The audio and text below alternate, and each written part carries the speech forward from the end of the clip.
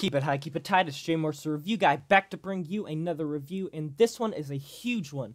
Today we are going to be doing the weekly review for Fear the Walking Dead's mid-season finale for Season 4, Episode 8, entitled No One's Gone, meaning that this is going to be the last episode of the first half, and we will pick it up and do more once the season comes back, as well as probably some videos over the summer if there's just a certain topic I really want to talk about.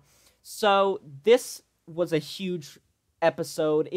In a way, it was predictable for what was coming up. No one could have guessed how Madison, spoiler alert, how Madison was going to die. But everyone was kind of feeling as if she was going to, in fact, die. And the thing about this is I did sort of predict it. I don't know if I did in an actual video, but in my own mind and in my family, I said I think that Madison could die getting Nick and Alicia out of the parking lot. And in a way, I'm a little angry by that just for the fact that Nick is dead, but they couldn't have foreseen that happening with the actor wanting off, and they probably planned the Madison death prior to it.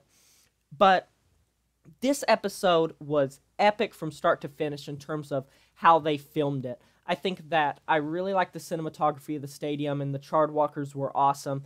I could see some people saying it was slow in terms of they would move at certain pacing slow, but at the same time, I like the pacing of this episode.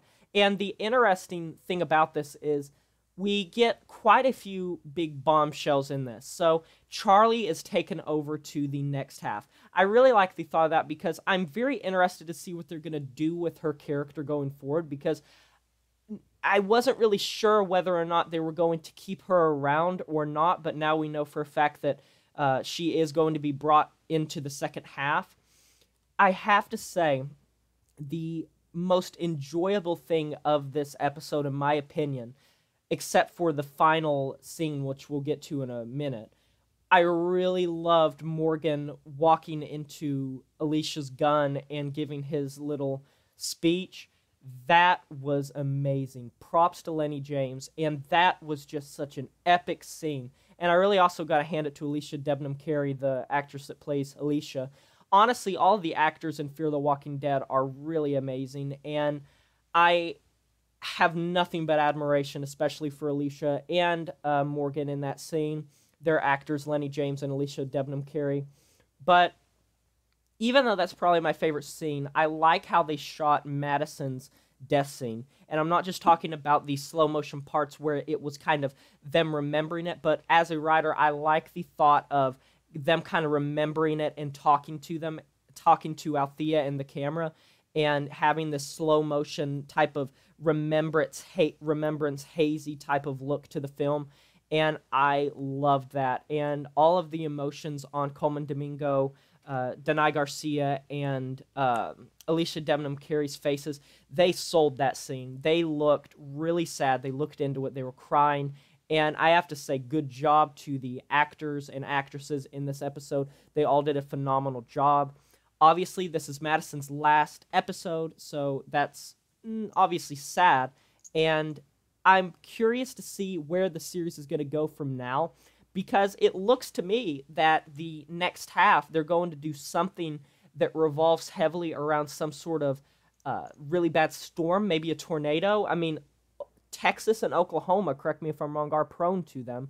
So I would be curious to know how is that going to happen, and if they're going to travel at all, because from what I noticed, Luciana's hair is down in the previews for the next half, and usually her hair is up, which makes me think maybe some time has passed. Now, obviously, I'm probably reading too far into that, but John's up and about. He's walking. He doesn't look injured or anything, so I think it's easy enough to... Well, Alicia looks a little bit different, too, hair-wise, so it would make a lot of sense to me that there's going to be a slight time jump in the next half. Now, we don't know how long it's going to be, but I really like the Vulture storyline. I feel like they maybe could have done more with the Vultures, but overall, I like this episode a lot, and I can see a lot of people giving it criticism, and I would have to say this episode to me is about an 8.5 or a 10 for the fact that I was really into it from start to finish, and albeit a bit predictable at times and albeit a little bit shallow at times. I would have to say that I can understand criticism where it's coming from,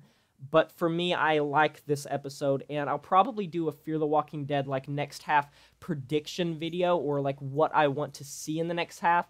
One thing that I can kind of predict right away is, considering they killed off Nick, and considering they killed off Madison, and they killed off Mel, and all the people from the stadium pretty much, I think it's pretty much a given that we're going to get probably some new characters, and Charlie's probably going to be upgraded to the main cast, because she was in pretty much the entire first half, and it's obvious she's joining the group. So, good job to all the actors.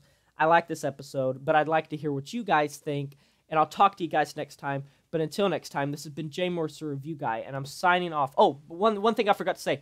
Naomi's name is really June, so that's a fun fact.